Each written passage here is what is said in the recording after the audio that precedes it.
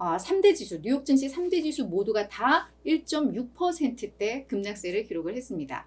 다우 지수가 1.63, S&P 500이 1.65, 나스닥 지수 1.6% 급락을 했습니다.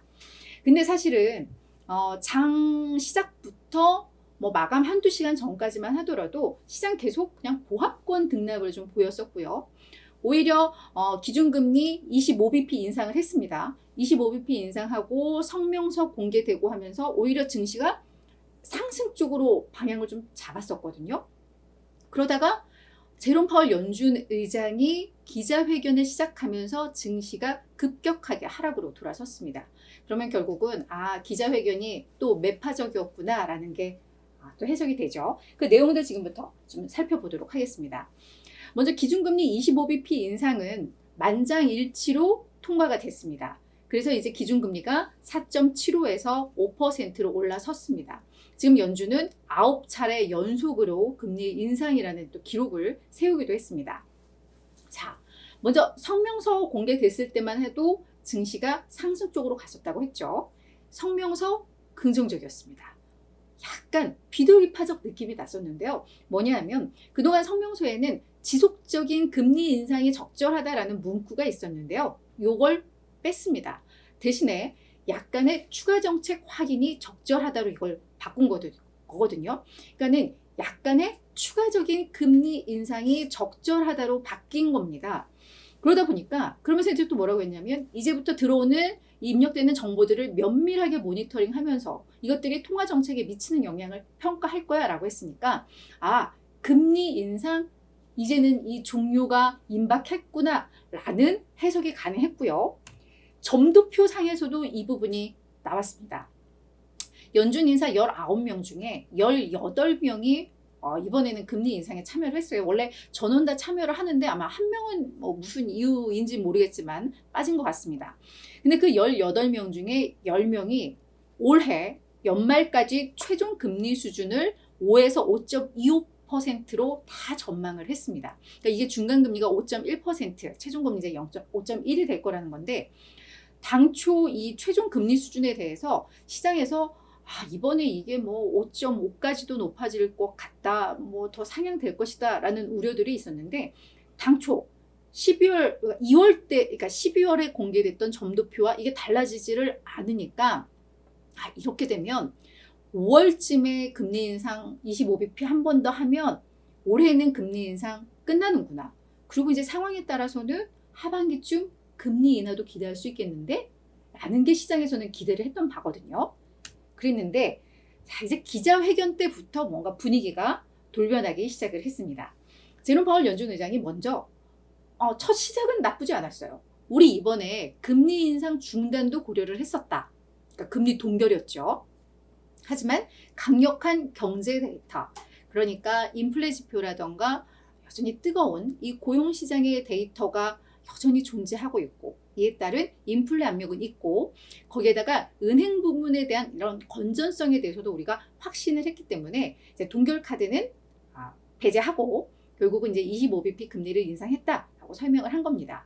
그러면서 이 은행 부분의 건전성과 관련해서도 어떤 멘트들을 했냐면 실리콘밸리 은행의 붕괴는 전반적인 우리 미국 은행 시스템의 문제가 아니었고 이게 경영진의 심각한 경영 전략 실패 때문이다 라고 이야기를 한 겁니다. 그래서 이것은 시스템 리스크 아니야 라는 부분 다시 한번 강조를 했고요. 그러면서 다만 지금 은행 리스크들이 점점 좀 확산이 되면서 이게 이제 신용 경색, 왜냐하면 이제 대출 요건들이 강화되고 대출이 축소가 되면은 시장에 어떤 돈들이 줄어들면서 이제 신용 경색 문제가 발생할 수 있다는 우려들 계속 나왔잖아요. 그래서 이것으로 인해서 경기 둔화 가능성을 염두에 둬야 된다라고 이야기를 했습니다. 뭐 여기까지만 하더라도 뭐 나쁘진 않았어요. 그러니까 이제 기자들이 이제 질문을 했죠.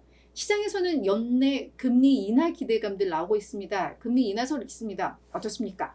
이에 대해서 제롬 파월 연준 의장 시장이 그렇게 예상한다면 잘못 알고 있는 것이다 라고 얘기를 했습니다. 왜? 인플레 목표치에 가려면 아직 갈 길이 멀다. 그리고 경제 상황이 우리가 금리 인하할 상황이 아니야 라고 이야기를 한 겁니다. 그러면서 최고금리 도달 후, 그러니까 금리 인상을 이제 5.5에서 5.25 여기까지 이제 도달한 다음 그게 이제 다음 달 5월로 예상이 되고 있는데요. 이렇게 중단을 했더라도 필요하면 추가 인상도 우리는 검토할 수 있다라고 이야기를 한 겁니다. 그러니까 금리 인하는 말도 꺼내지 말고 우리는 필요하면 더 인상할 수도 있어 라고 이야기하니까 여기서부터 이제 시장이 좀 충격을 받기 시작을 한 거죠.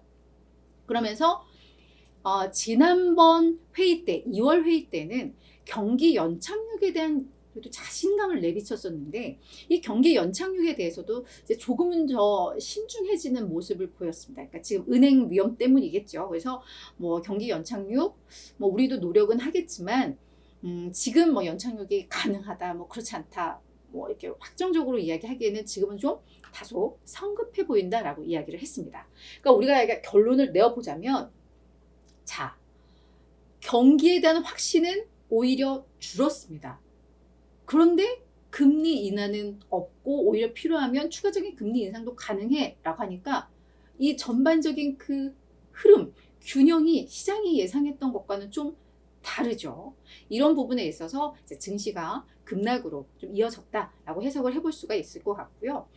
제롬 파월 연준 의장의 이 매파적인 기자회견의 의견도 의견이었는데 같은 시간 무렵에 또 이 제닛 옐런 재무장관이 상원에 출석을 해서 또 이런저런 또 발언을 했습니다. 근데 이제 우리가 어제 증시가 반등했던 이유가 옐런 효과였잖아요. 그러니까 은행들이 추가적으로 또 위험에 처하면 우리가 예금을 그때도 다 보호해줄 것이고 우리 반드시 추가 지원을 할 것이야 라고 하면서 시장에서는 이 부분이 모든 예금에 대한 보장을 뭐 시사한 것이다. 예금 보험 한도를 아마 높일 것이다. 뭐 이런 기대감이 있었는데 이에 대해서 또 명확하게 이야기를 했습니다. 그래 우리가 필요시에 추가 지원을 하겠고 은행 시스템의 리스크로 이어진다면 뭐 그때는 예금 보호가 더 넓어질 수도 있겠지만 우리가 모든 은행의 예금을 보호하듯 이 포괄적 보험과 관련해서는 어떠한 것도 논의하거나 고려한 바가 없어 라고 이 공식적인 입장은 또 이렇게 밝힌 겁니다. 그러니까 이 두 개의 의견이 맞물리면서 시장은 좀 충격을 받았다 이렇게 좀 해석을 해볼 수가 있을 것 같습니다.